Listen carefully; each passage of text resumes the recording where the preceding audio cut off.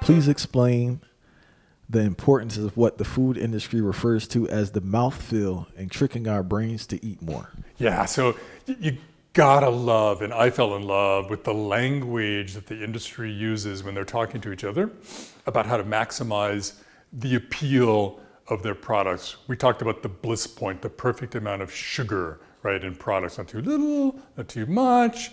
They engineer that intentionally, and it's not just that they engineer a bliss point for sweetness and things that should be sweet. Soda, ice cream, soda. They've moved around the grocery store adding sugar to things that didn't used to be sweet before, right? So now bread has added sugar, bliss point for sweetness. Yogurt came to have as much sugar per serving as ice cream. Spaghetti sauce, oh my God, you can some of the brands had the equivalent of a couple of Oreo cookies with the sweetness in a tiny half-cup serving of spaghetti sauce. And what that did was told us to expect sweetness in everything we eat. So when you go over to the produce aisle, where all of us should be spending more time eating things like broccoli or broccoli rabe or things that maybe have a little bitter note to them, sourness, the brain is going to go, whoa, take me back to the middle of the grocery store for that sweet stuff.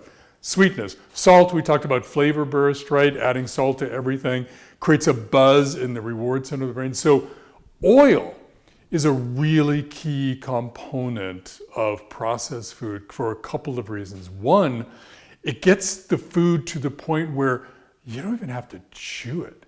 It melts in your mouth. And in fact, cheese puffs, right? So you put one of those in your tongue. The industry figured out that when you press it against the roof of your mouth, it melts in your mouth, right? And when that happens, that sends a signal to the brain, telling the brain that the calories have disappeared. So no problem, Michael. You might as well just keep eating the whole bag, right? Because the calories are gone. They call that the vanishing caloric density, right? So that's one thing that they're going for.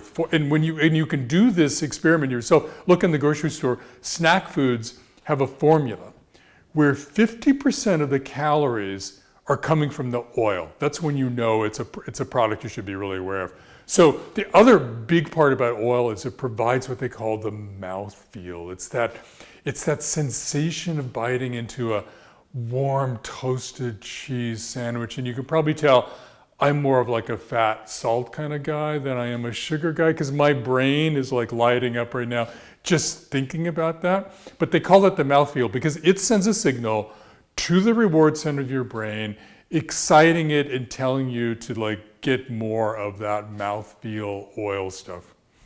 Can you also speak about the deception of nutrition facts on labels? Yeah, I used to think that the nutrition facts box, right? That little box on the side of packages, usually it's tiny print. If you're getting older, you gotta put your glasses on to read it.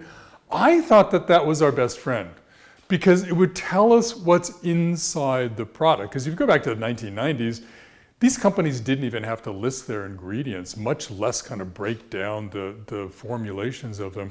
But I've come to have second thoughts about that because that information, well, first off, many people don't look at that.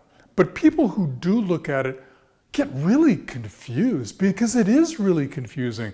They're talking about grams, right? I mean, what is a gram of something, right? They're talking in these percentages, daily serving, how am I supposed to know how this package relates to kind of what I eat during the whole day?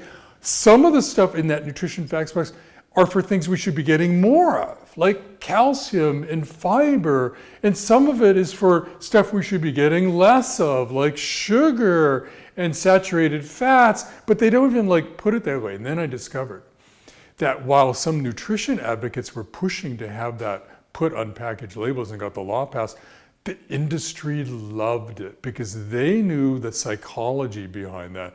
And the psychology is that some people call us infovores. We love information for information's sake. And the industry realized that they put all these fancy numbers on there with the government stamp. That's going to trick us into thinking this food is actually good for us. Because there's all these numbers there. It must be good, right? It's there, the facts and da da da da da. I got caught up the other day because I was looking at some little plant-based cookies, right? Yeah. And I said, man, the sugar's not that bad.